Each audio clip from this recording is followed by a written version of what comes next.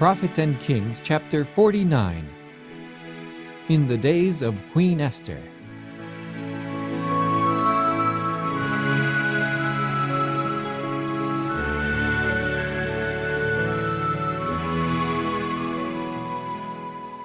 Under the favor shown them by Cyrus, nearly 50,000 of the children of the captivity had taken advantage of the decree permitting their return.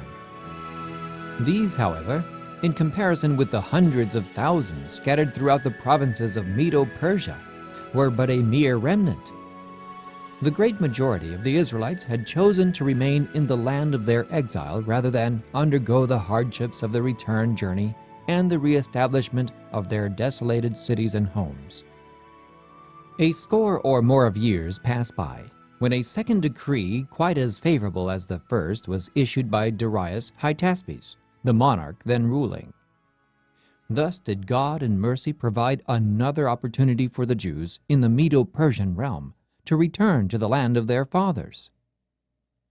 The Lord foresaw the troublous times that were to follow during the reign of Xerxes, the Ahasuerus of the book of Esther, and he not only wrought a change of feeling in the hearts of men in authority, but also inspired Zechariah to plead with the exiles to return. "Ho, ho, come forth, and flee from the land of the north," was the message given the scattered tribes of Israel who had become settled in many lands far from their former home. "I have spread you abroad as the four winds of the heaven, saith the Lord. Deliver thyself, O Zion, that dwellest with the daughter of Babylon. For thus saith the Lord of hosts, after the glory hath he sent me unto the nations which spoiled you. For he that toucheth you toucheth the apple of his eye. For behold, I will shake mine hand upon them, and they shall be a spoil to their servants, and ye shall know that the Lord of hosts hath sent me."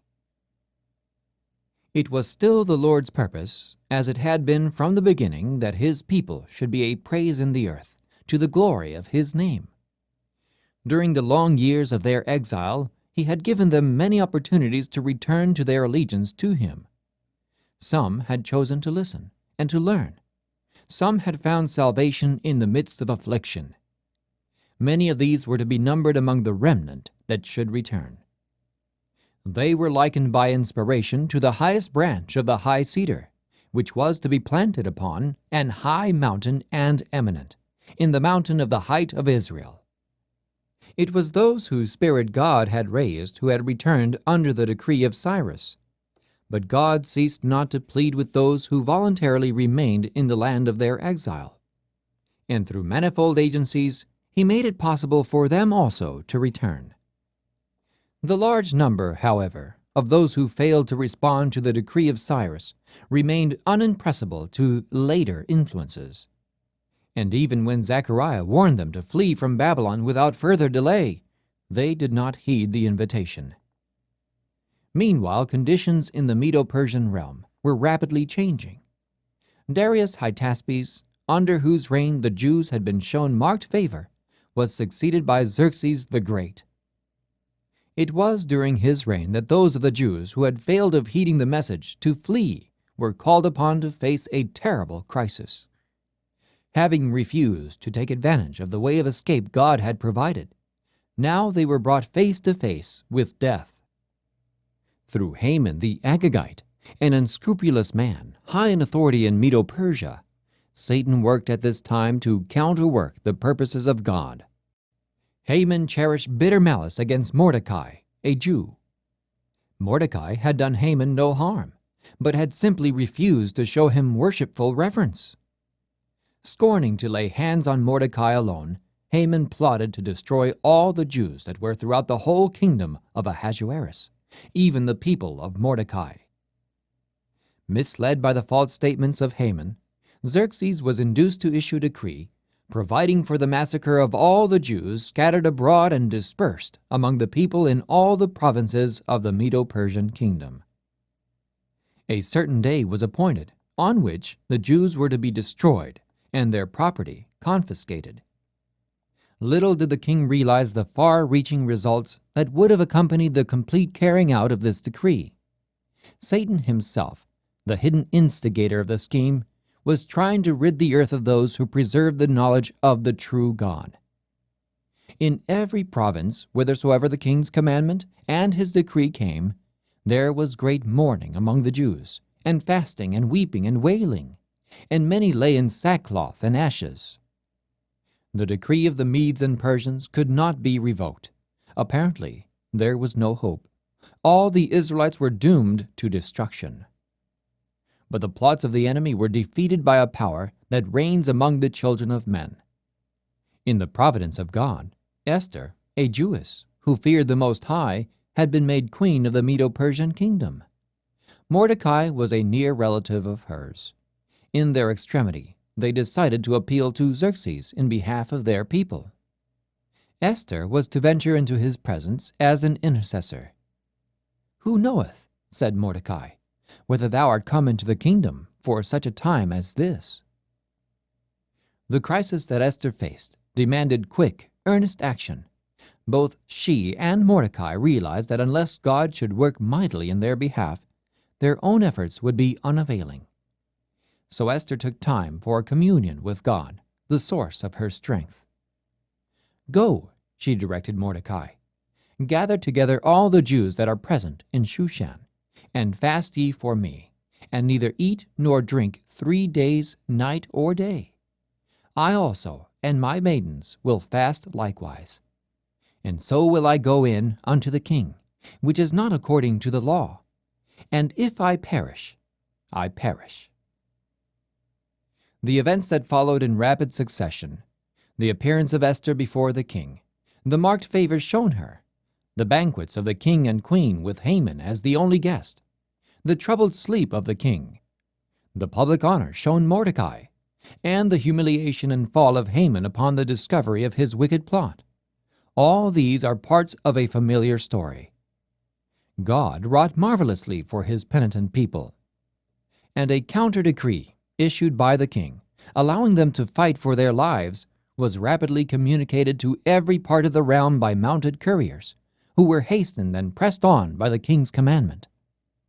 And in every province, and in every city, whithersoever the king's commandment and his decree came, the Jews had joy and gladness, a feast and a good day. And many of the people of the land became Jews, for the fear of the Jews fell upon them. On the day appointed for their destruction, the Jews gathered themselves together in their cities throughout all the provinces of the king Ahasuerus, to lay hand on such as sought their hurt. And no man could withstand them, for the fear of them fell upon all people. Angels that excel in strength had been commissioned by God to protect his people while they stood for their lives. Mordecai was given the position of honor formerly occupied by Haman. He was next unto King Ahasuerus, and great among the Jews, and accepted of the multitude of his brethren. And he sought to promote the welfare of Israel. Thus did God bring his chosen people once more into favor at the Medo-Persian court, making possible the carrying out of his purpose to restore them to their own land. But it was not until several years later, in the 7th year of Artaxerxes I, the successor of Xerxes the Great, that any considerable number returned to Jerusalem under Ezra. The trying experiences that came to God's people in the days of Esther were not peculiar to that age alone. The Revelator, looking down the ages to the close of time, has declared, "The dragon was wroth with the woman, and went to make war with the remnant of her seed, which keep the commandments of God and have the testimony of Jesus Christ." Some who today are living on the earth will see these words fulfilled. The same spirit that in ages past led men to persecute the true church will in the future lead to the pursuance of a similar course toward those who maintain their loyalty to God. Even now, preparations are being made for this last great conflict. The decree that will finally go forth against the remnant people of God will be very similar to that issued by Ahasuerus against the Jews.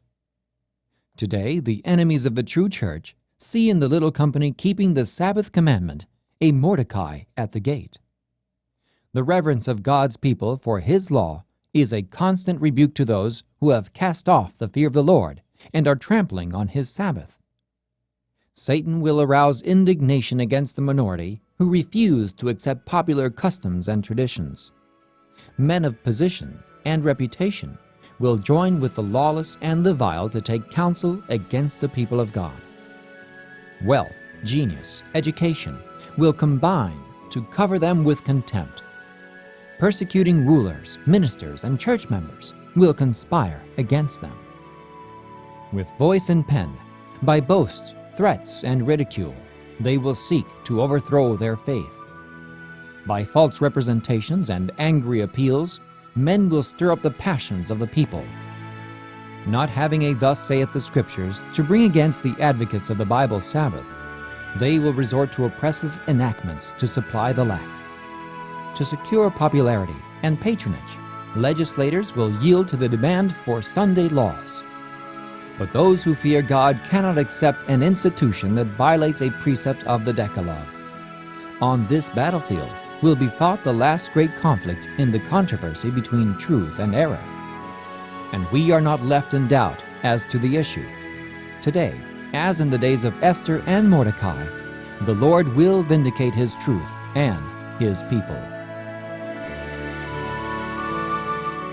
The end of chapter 49 of Prophets and Kings.